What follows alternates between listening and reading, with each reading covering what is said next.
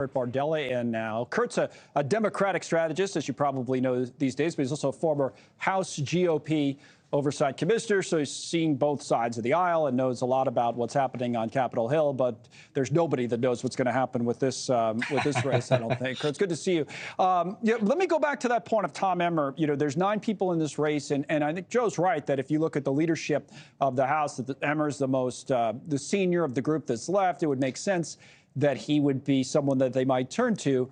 But again, he's one of only 2 in this group that actually voted to certify the election, which is really a remarkable stat when you think about it, that 7 out of the 9 still in the race voted to overturn the election of 2020. And I asked Joe the same question that I'll bring to you, is whether that's a negative or a positive in today's Republican Party for him as he tries to become Speaker. Now, it is kind of an extraordinary conversation as someone who came up as Republican, particularly in the aftermath of September 11th, that the party that was all about things like freedom fries and the Patriot Act, somehow now upholding a free and fair election is a negative potentially in a leadership race. Seems pretty backwards to me. I think the one thing about Emmer, I know that his allies have been pushing this line, that he also, while voting for the certification of the 2020 election, he also signed on to some of the litigation that challenged some of the elections and some of the states. And so they're trying to use that as a bit of a shield from the Trump world criticisms that have been coming. And it seems like right now that while Donald Trump himself is not weighing in publicly, and that of course can change at any second, there are those in Trump world that seem to have his blessing, at least behind the scenes, going after Tom Emmer. But think about how ridiculous that is, even just on the point of fact that we know what happened at the election, that Joe Biden won the election, but that the idea of endearing this candidate to the Republican base is to say, oh, well, you know, he may have voted in that way, but he didn't, you know, he also wanted to challenge it. That's actually something that's positive, is your point, for him with today's Republicans.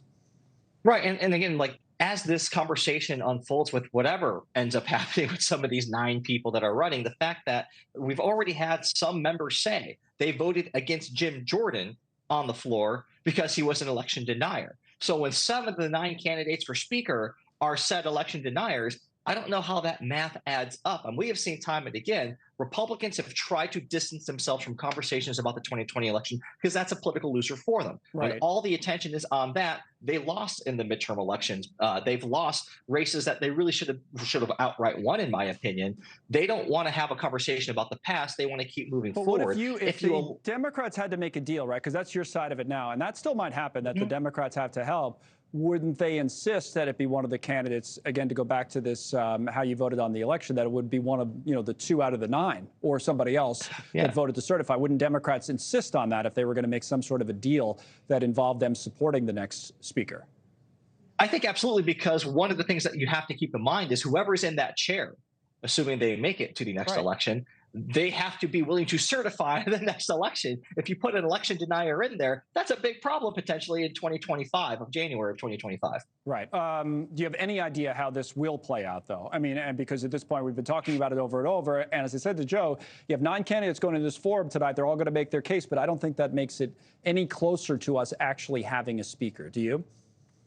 No, I don't. I think that because there's so many candidates running right now that it's unlikely that any single one of them is going to be able to get to 217. And frankly, if the one thing that we've learned, I feel like, it's that if there is a bad decision, a politically challenging decision, a road of more resistance, that's the path the Republicans seem intent on taking right now. All right, Kurt, thank you. Thank you very much for joining us. We appreciate it, as always, trying to figure out all of this.